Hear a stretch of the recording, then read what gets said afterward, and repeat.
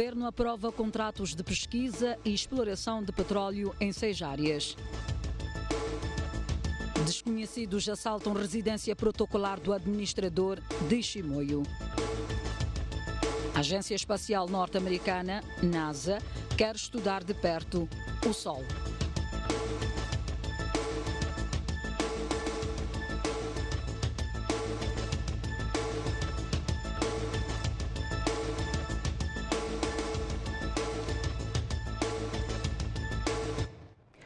Boa noite, bem-vindo ao Jornal.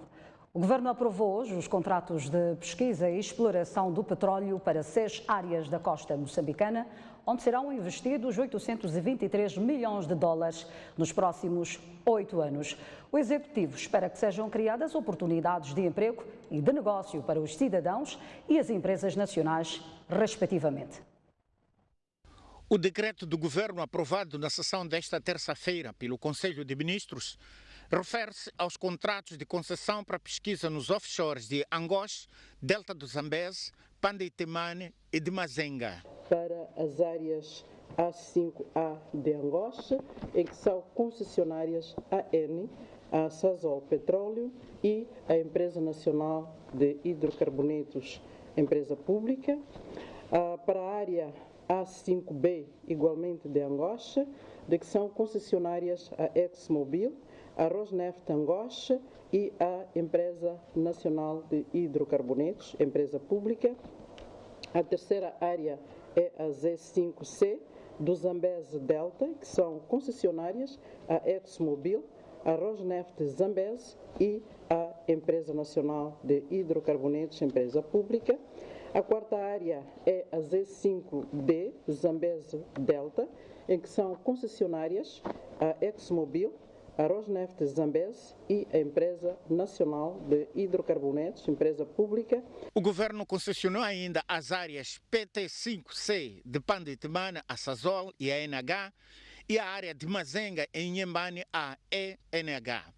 Em média, serão investidos por ano cerca de 100 milhões de dólares. Alguns dos aspectos previstos nestes contratos incluem a obrigatoriedade de lançamento de concurso público para aquisição de bens e serviços quando o montante seja superior a 80 milhões, a obrigatoriedade de envolver empresas nacionais na prestação de serviços, a preferência de produtos nacionais quando comparáveis em termos de preço e qualidade. A duração dos contratos é de 8 anos, podendo ser prorrogados para 30, caso existam hidrocarbonetos em quantidade comercial nas áreas concessionadas. O setor privado diz não ter informações suficientes sobre as oportunidades de negócios nos grandes projetos de hidrocarbonetos no país. Trata-se de uma barreira que poderá ser ultrapassada na Conferência de Oportunidades Locais, a realizar-se no dia 10 em Pemba. A Confederação das Associações Económicas de Moçambique diz que as multinacionais que exploram hidrocarbonetos no país divulgam pouco as oportunidades de negócios que oferecem e dão pouco tempo para os empresários nacionais se prepararem. É impossível fazer alguma coisa sem informação. Tudo necessita de preparação. Se eu não tiver informação antecipada, vai ser difícil eu me preparar para fazer isso. Mas esta é uma situação que o empresariado nacional espera ver resolvida na Conferência de Oportunidades Locais, organizada pelo Ministério dos Recursos Minerais e Energia, em parceria com a Anadarko. Estamos a organizar as empresas por setores. Portanto, nós temos as empresas para se inscreverem quais são os seus setores, as atividades, o que é que fazem, quais são os produtos e serviços que oferecem, para podermos dar também informação mais detalhada de para quem, por exemplo, quando se for a falar de transporte, então tem-se informações mais detalhadas de quem é, de que província é, o que faz. E porque a ideia é mobilizar maior número de empresários de todas as partes do país, a CTA diz ter feito parcerias com as linhas aéreas de Moçambique para verificar questões logísticas. A organizar condições, portanto, criando um voo específico, alugando tanto um voo específico para atender esta questão da conferência. A conferência vai ter lugar sexta-feira na cidade de Pemba, província de Cabo Delgado. Entretanto, empresários locais esperam que as multinacionais apresentem as reais necessidades que terão para melhor se prepararem. O governador da província foi a aferir o grau de preparação para a Conferência de Oportunidades de Negócio. Um pouco por todo lado nota-se um ambiente industrial, sobretudo ao longo da estrada que sai da cidade de Pemba para o distrito de Palma. Empresas ligadas à construção civil, transporte e logística reposicionam-se para tirar benefícios dos investimentos que deverão advir dos megaprojetos de gás natural na bacia do Rovuma. O presidente do Conselho Empresarial de Cabo Delgado reconhece que as oportunidades são imensas, mas precisa de muito mais informação para que haja uma preparação atempada. Eu diria que para estes projetos os empresários locais têm capacidade. Agora, naturalmente que dependendo da demanda, essa capacidade poderá ser aumentada ou diminuída, não é? O que é importante é nós sabermos exatamente o que é que vai ser preciso. Olha, vamos precisar de 50 caminhões, vamos precisar de 200 caminhões, vamos precisar de 20 autocarros, vamos precisar de 1000 toneladas de pedra dia. Então, é essa informação que ainda nos falta. O que não falta por aqui é gente com vontade de trabalhar e provar que é possível apostar no conteúdo local. E se a primeira necessidade é alimentar milhares de pessoas, os agricultores locais já começaram a dar os primeiros passos.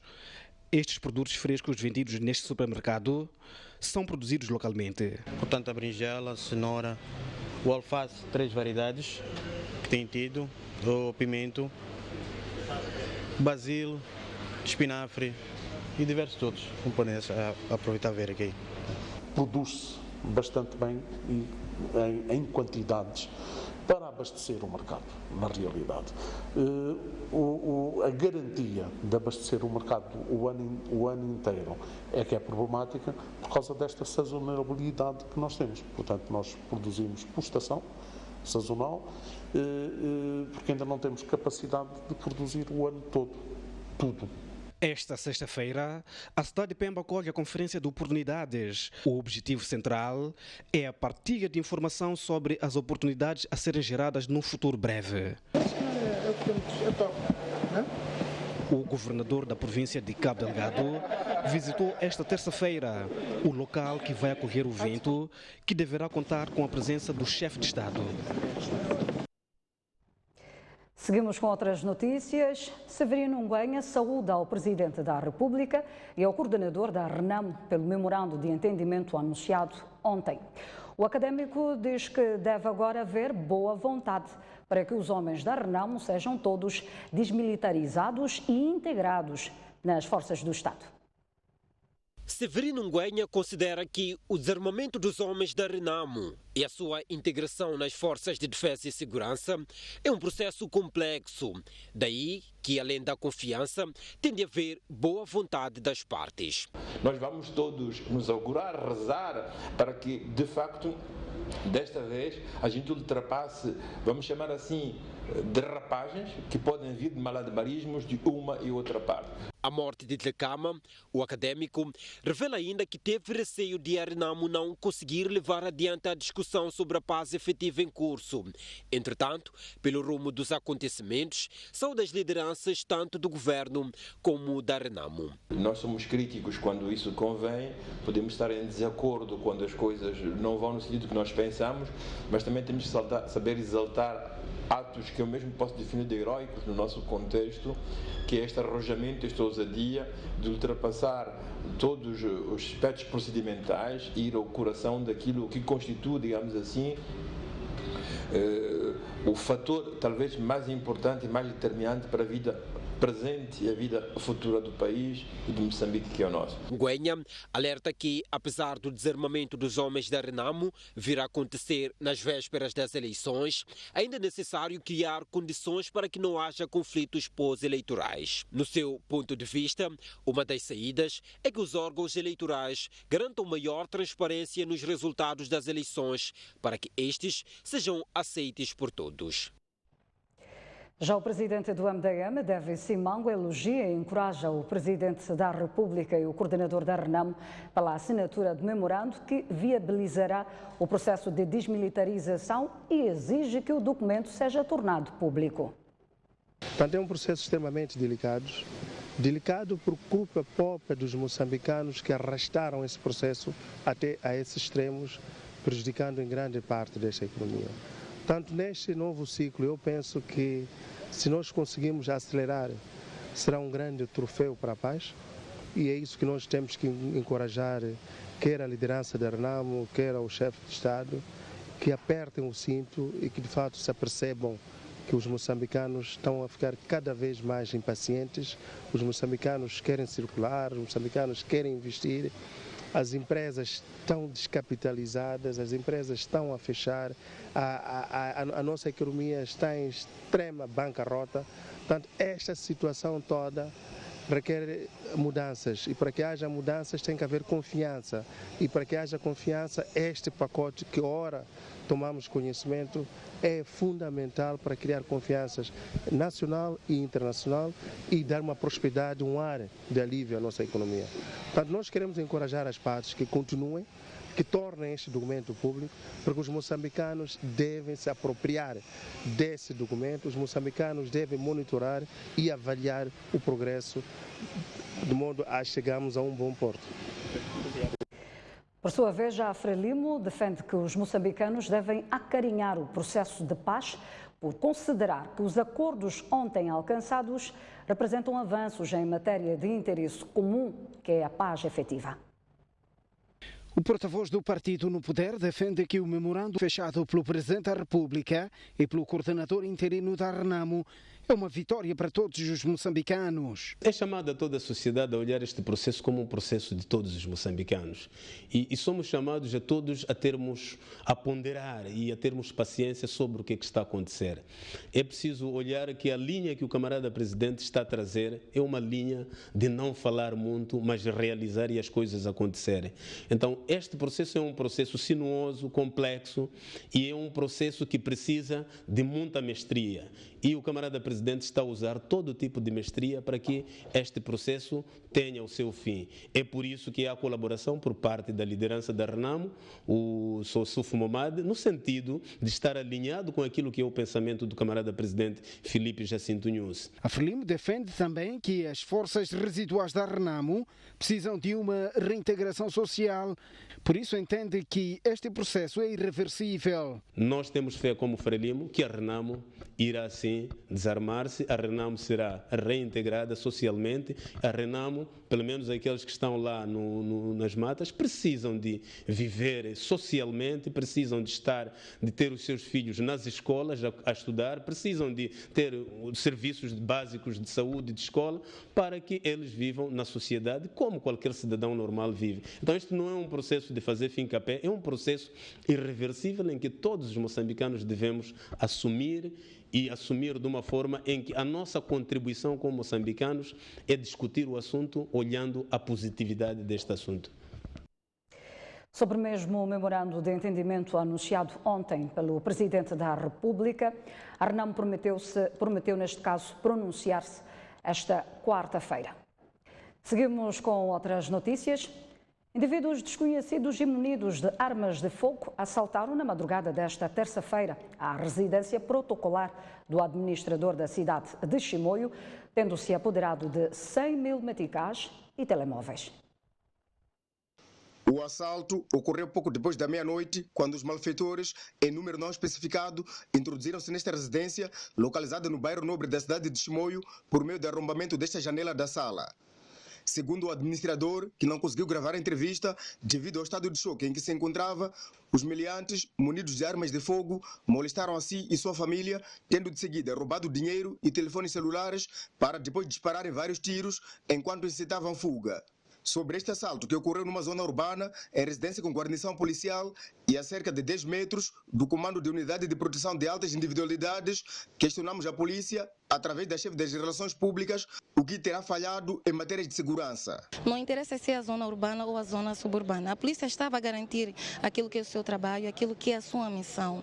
Mas em algum momento temos que reparar para as medidas primárias de segurança. São extremamente importantes, são indispensáveis. Mas neste momento nós estamos a trabalhar e estamos a avançar com dados preliminares. Mas como é que uma residência que é guarnecida pela polícia, consegue lá entrar ladrões e roubam dinheiro e telemóveis. A investigação vai trazer a resposta desta questão, entre outras questões também pertinentes. A polícia apela aos cidadãos a não guardarem elevadas somas monetárias em casa, sob risco de facilitar a concretização dos planos de meliantes, tal como aconteceu no caso que a corporação diz estar no encalço dos malfeitores. 90 automobilistas estão inibidos de conduzir durante um ano por terem sido flagrados a dirigir embriagados em Climane. Igualmente, 72 cartas foram apreendidas por falta de pagamento de multas. Neste momento estamos a inibir o condutor que foi interpelado a conduzir sob efeito do álcool. Então, estamos a lançar no cadastro dele esta contravenção. A província da Zambésia continua a registrar casos de condutores que teimam em conduzir sob efeito de álcool. O INATER, Delegação da Zambésia, de janeiro até julho deste ano, inibiu de faculdade de conduzir 90 condutores por diversas contravenções rodoviárias, incluindo a condução sob efeito do álcool. Então, esses condutores estão inibidos de faculdade de conduzir durante um período de um ano. E temos 72 cartas também apreendidas por falta de pagamento de multas. Só este ano, o INATER na Zambésia enviou aos tribunais 6.525 autos de contravenções rodoviárias não pagas para o efeito de cobranças coercivas. Bom, segundo o Código, quando os condutores são autuados, tem um período de 15 dias para efetuarem um pagamento voluntário ou para reclamar. Findo este período, o INATER tem que canalizar os autos ao tribunal para efeito de cobrança coerciva. As autoridades estão preocupadas com casos de jovens que ao longo da noite sentam nas bermas das estradas a consumir bebidas alcoólicas. O governo investe US$9 milhões para a implementação do programa MOS Trabalha. A iniciativa enquadra-se no reforço institucional ao setor de trabalho, emprego e segurança social, visando responder à demanda e procura de emprego. Pode-se fazer essa relação entre a procura e a oferta de mão de obra. A informação foi revelada pelo vice-ministro de Trabalho, Emprego e Segurança Social durante a abertura da capacitação que durará uma semana em Chimoio de técnicos do Instituto Nacional de Emprego. Osvaldo Petersburgo disse, por outro lado, que esta iniciativa deverá criar nos próximos 5 anos 1.500.000 empregos. Estamos quase a atingir a meta do quinquênio. Acreditamos que este ano e o próximo ano o trabalho que vai se fazer, vamos atingir a meta do quinquênio, mas mesmo assim continuamos a trabalhar para outras componentes, como a componente de estágios pré-profissionais, como eu disse, e a componente também do autoemprego, dando ferramentas aos jovens para poderem estar no mercado do autoemprego. Esta formação, que durará uma semana com especialistas, peritos que vêm de Genebra, da Organização Internacional do Trabalho e de Portugal, vão abarcar áreas como a própria análise do mercado de trabalho nacional e internacional, vai abarcar áreas de técnicas para os técnicos do centro de emprego, nomeadamente naquelas áreas que eles atuam.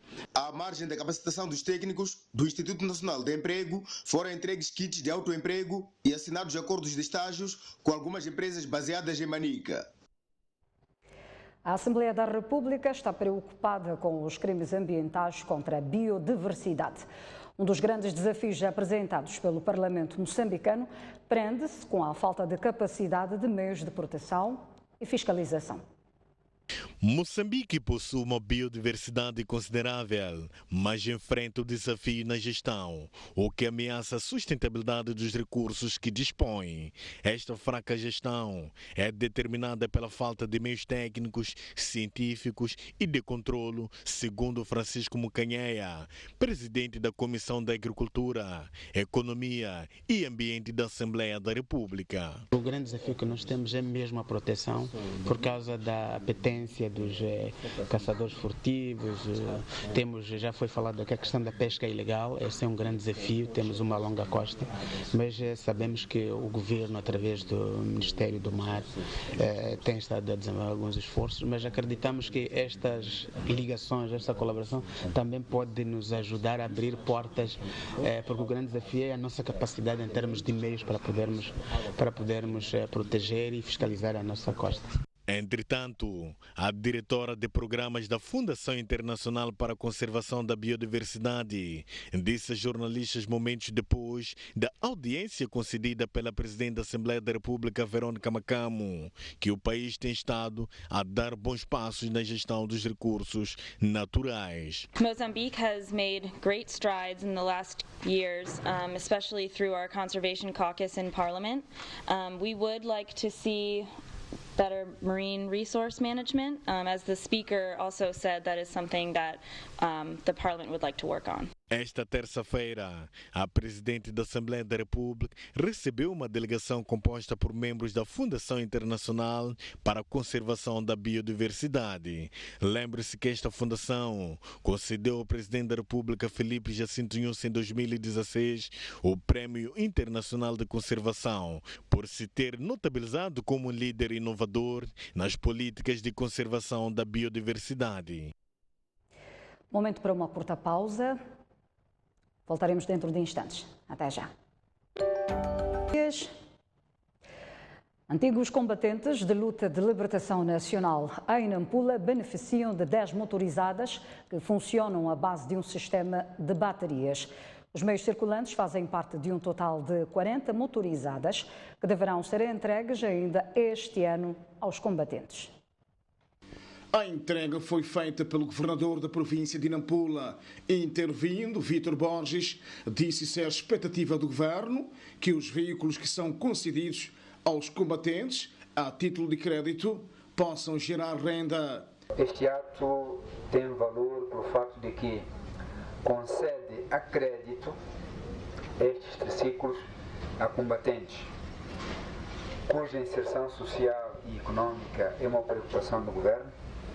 E sendo uma preocupação, temos diversificado várias formas de apoiar socialmente e economicamente os combatentes.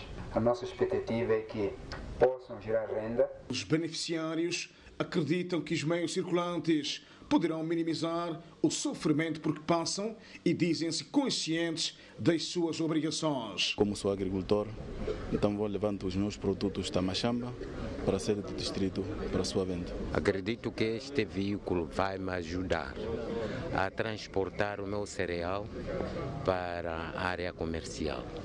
E nesses termos eu enfrentava várias dificuldades e pagava muito caro os transportes. Acredito que vai minimizar aquilo que é a minha renda. Ainda esta terça-feira, o governador da província despediu-se de um grupo de muçulmanos que desloca-se a Meca em missão de peregrinação.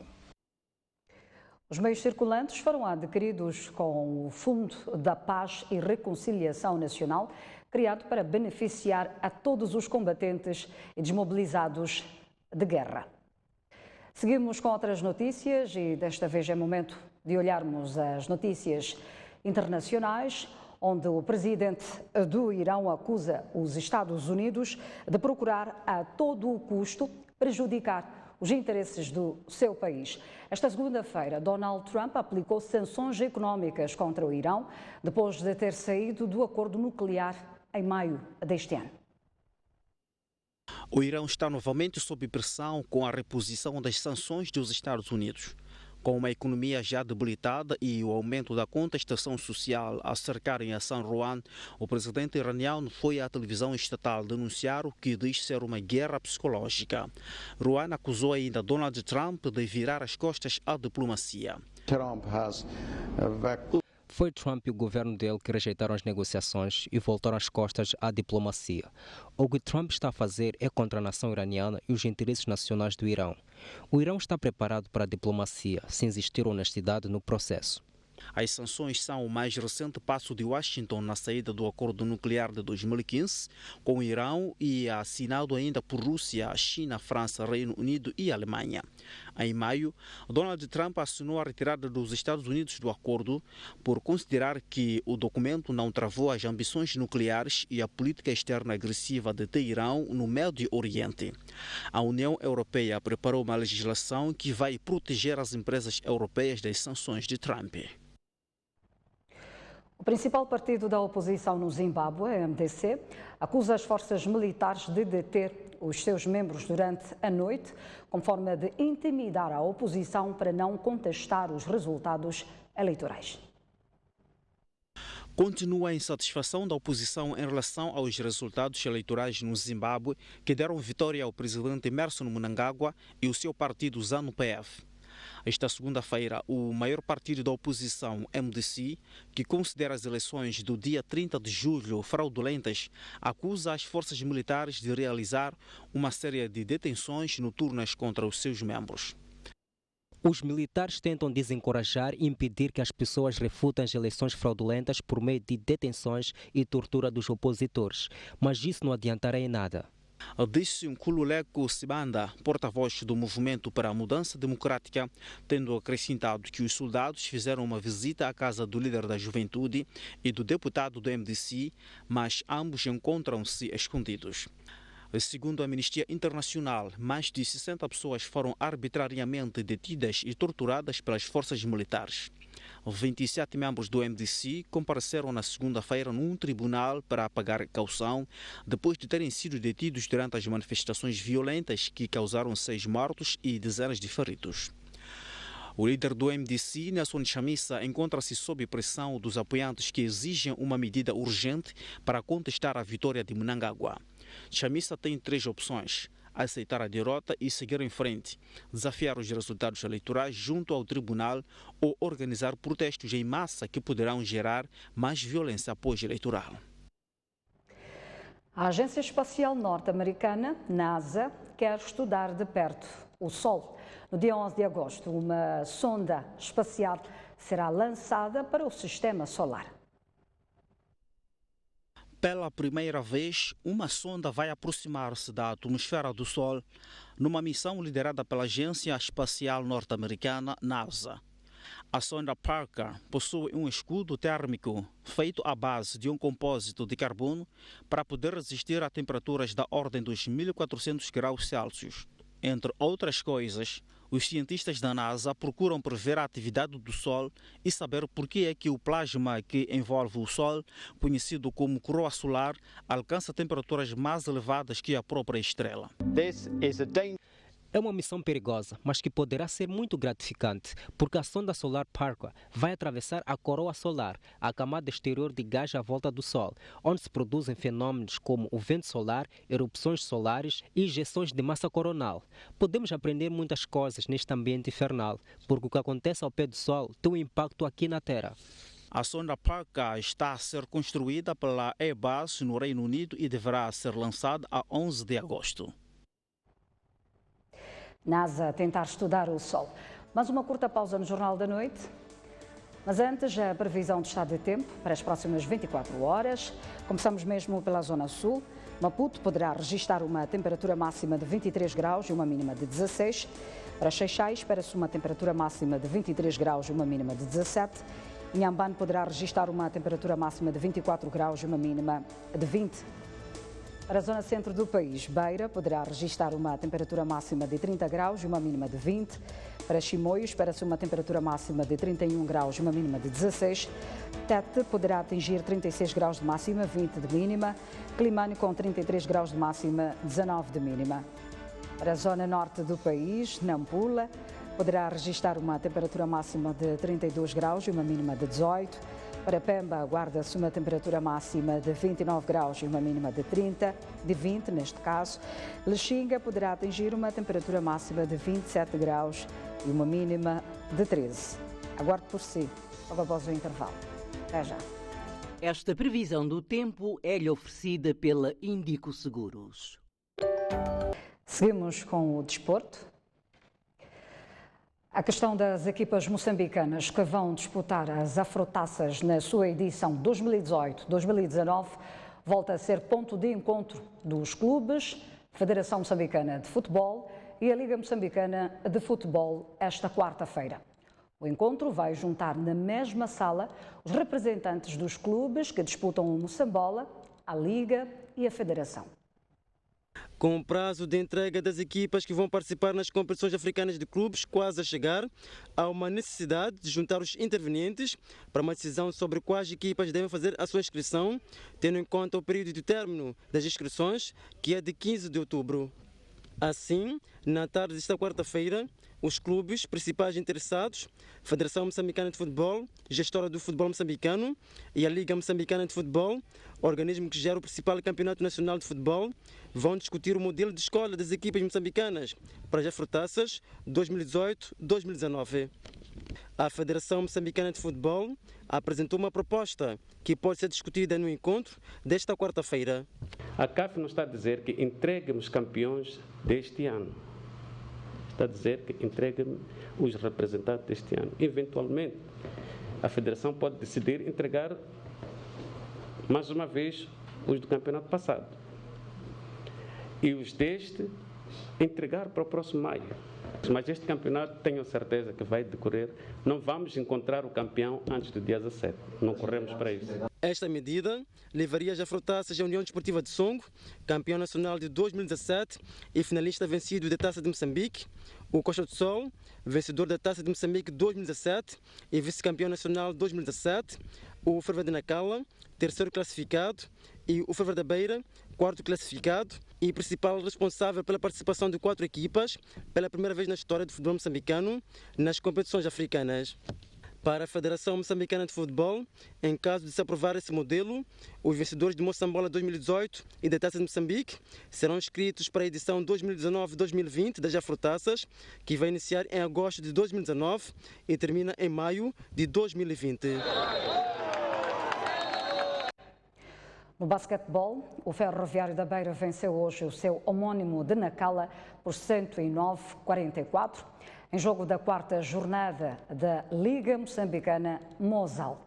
Com esta vitória, os detentores do troféu somam 7 pontos na prova. Bola ao ar, inicia a partida. Depois de um dia de descanso, o Ferroviário da Beira e o Ferroviário de Nacala entraram para este jogo com pretensões de vencer, de modo a não perder de vista os lugares de cimeiros da fase regular da Liga Mozal. Mais agressivo esteve o Ferroviário da Beira, que controlou o primeiro período, tendo vencido por 19-6. Ferroviário da Beira a partir em contra-ataque. No segundo período, os Locomotivas de Nacala procuraram dar réplica com jogadas rápidas, mas pela frente estava um Ferroviário da Beira forte a atacar e a defender, razão pela qual saiu da primeira parte a vencer por 50-23. Contrariar a zona exatamente são lançamentos de 3 pontos, o que o time conseguiu neste momento. No terceiro período, o Ferroviário de Nacala entrou desconcentrado, facto aproveitado pelo adversário para proporcionar espetáculo na quadra. Excelente contra-ataque, muito bem finalizado pelo Ayado. Sem muitas soluções no ataque, os Locomotivas de Nacala apontaram apenas 6 pontos e viram seu adversário a dilatar o marcador, saindo a vencer por 86-29. O último período foi de confirmação do poderio dos donos da casa, que continuaram fortes no ataque e trazendo mais espetáculo com afundantes da mistura, vencendo o jogo por 109-44. Esta é a terceira chapa 100, conseguida pelos detentores do troféu da Liga Moçambicana de Basquetebol Mozal. Na próxima jornada, o Ferroviário da Beira mede forças com o Machaquene e o Ferroviário de Nacala defronta o Costa do Sol.